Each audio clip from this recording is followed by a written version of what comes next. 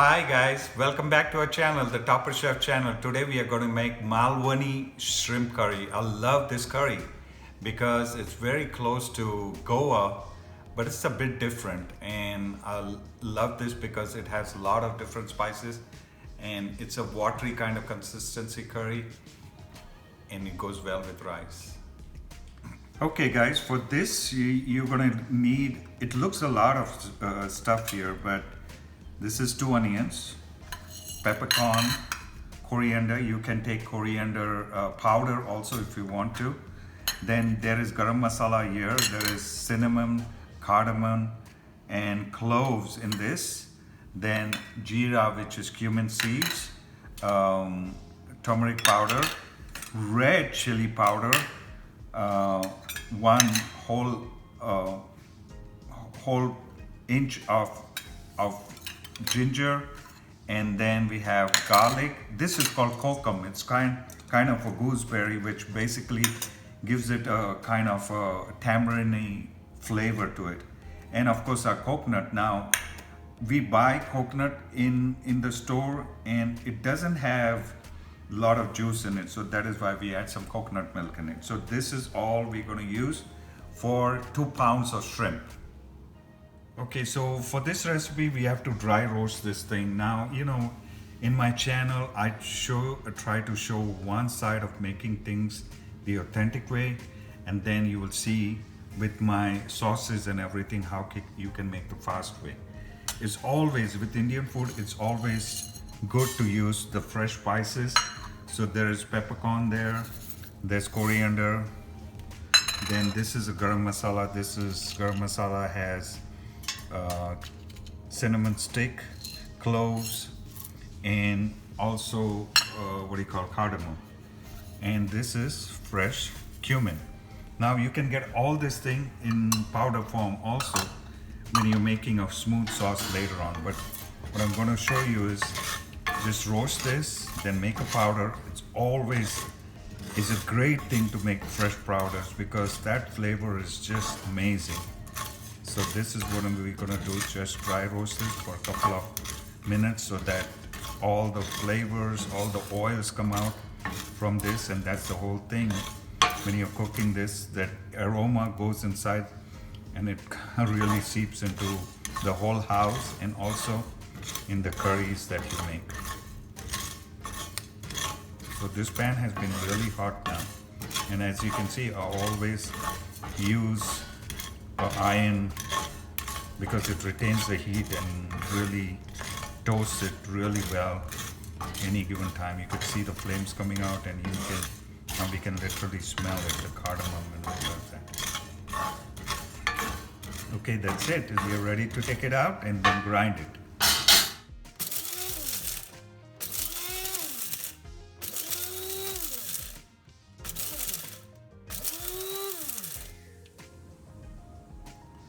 Okay, so now this is the wet grinding, so we're gonna use a blender and blend all this here.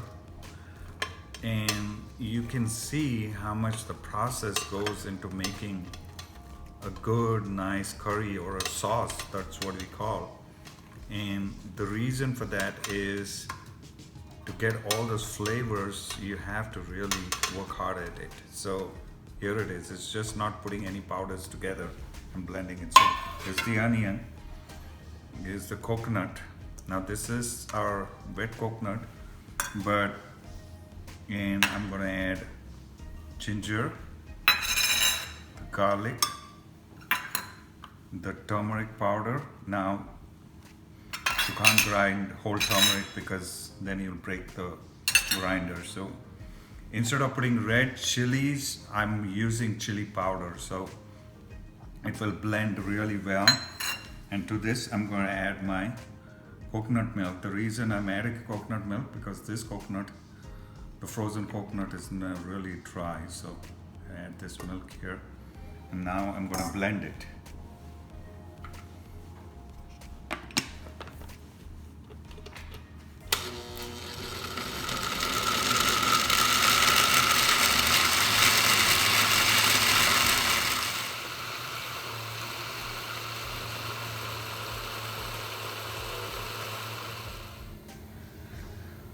Okay, so for this to start with, we gotta put some coconut oil. Right, South Indian cuisine is good with coconut oil. Okay, now we're gonna add little of this masala that we ground. Little bit, okay? So you want to saute this with some of the curry leaves. Let the flavor come out in this oil.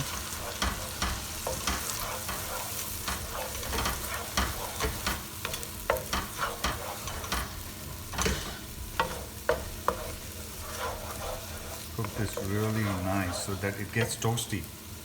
Some of the coconut gets kind of cooked and toasty with the spices. Okay, so now I'm going to add a little bit more. You see, a little bit more. It smells of coconut, really nice coconut, okay? To this, look, I'm going to add now my spices. This is the ground spices, all of that. And then let this cook really well.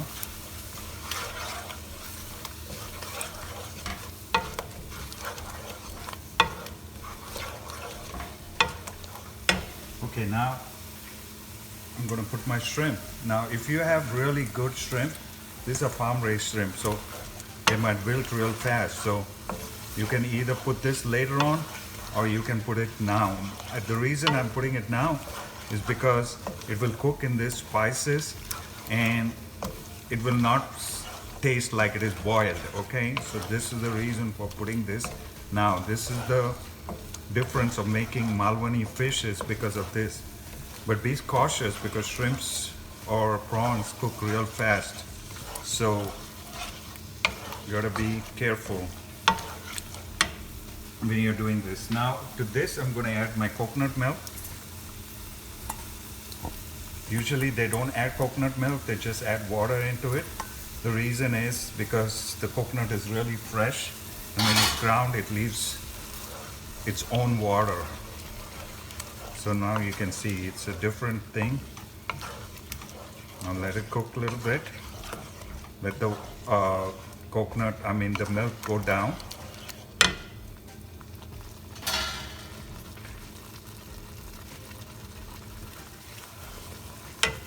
You can already smell the fish. Now this, I put little water in this container and then I'm just gonna drain this,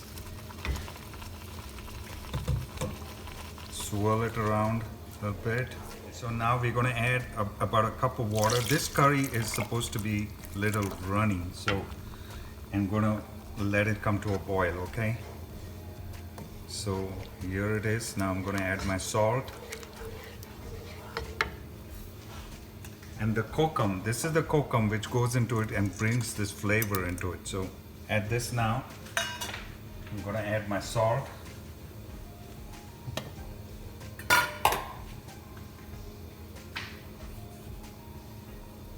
One or 2 teaspoons of salt.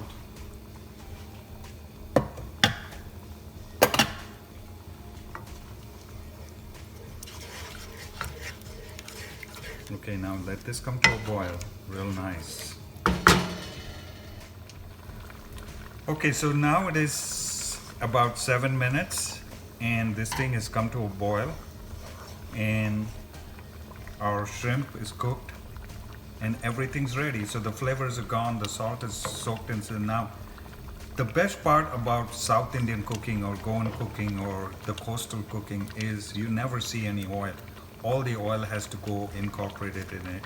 And then you take this bowl of this curry or whatever, you put it on the rice and eat it with rice. So the curry for itself doesn't have to be very thick, it is kind of watery, okay?